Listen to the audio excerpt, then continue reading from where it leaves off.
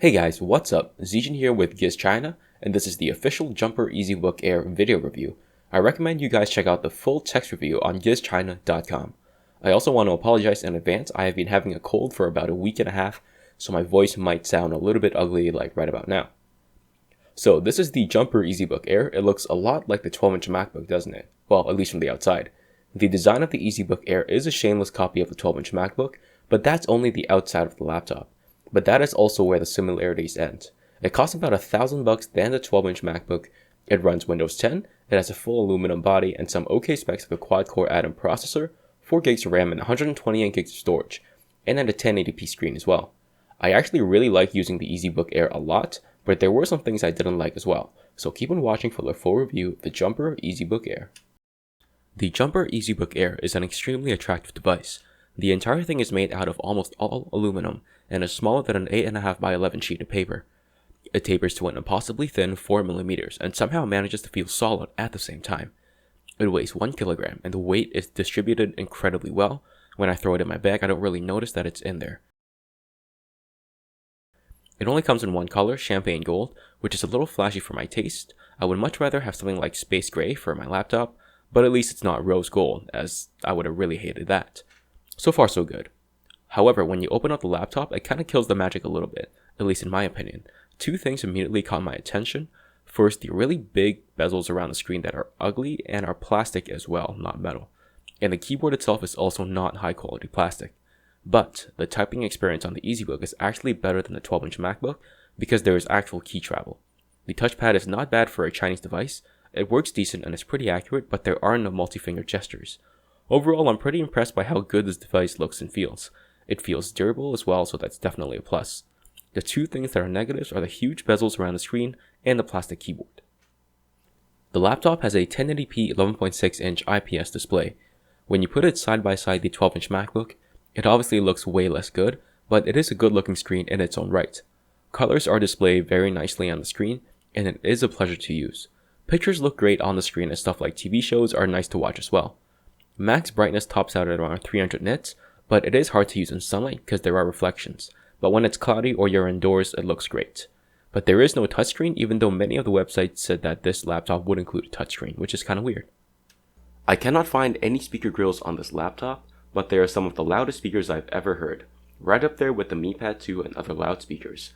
I could hear it clearly in pretty much any situation, and it's great for TV and music. Quality-wise, the speakers output average sound as well. Stuff doesn't sound spectacular, but it does enough to get by. One weird thing is that at loudest volume, you hear some buzzing coming from the speakers. However, lower it down a little bit and the buzzing is gone. Here is some sample audio.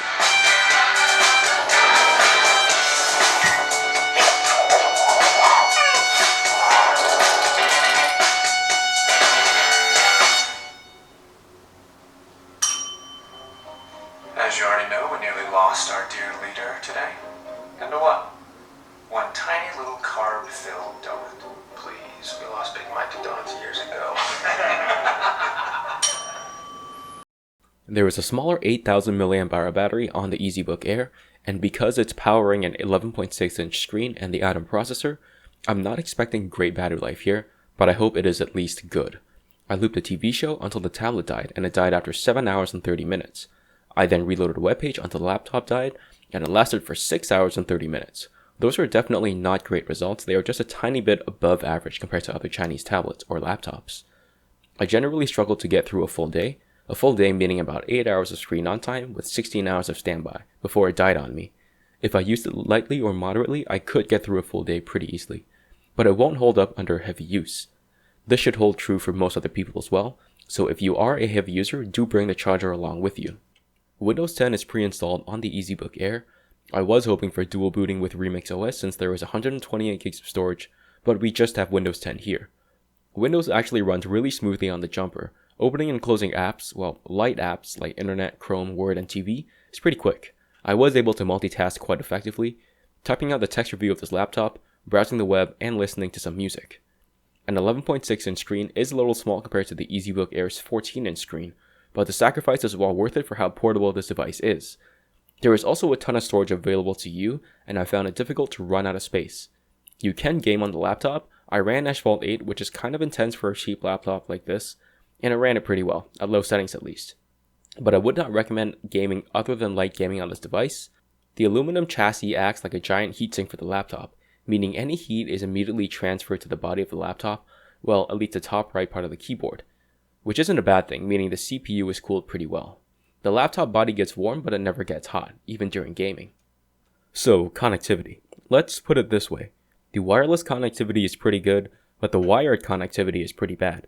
The Wi-Fi chip supports wireless AC, which is the newest Wi-Fi band, and I do have an AC router, and copying stuff to and from the laptop is surprisingly fast, a lot faster than pretty much any other laptop or tablet that does not have wireless AC. But reception drops off pretty quickly the farther away you get, most likely because of the metal body. Wired connectivity, on the other hand, is pretty bad.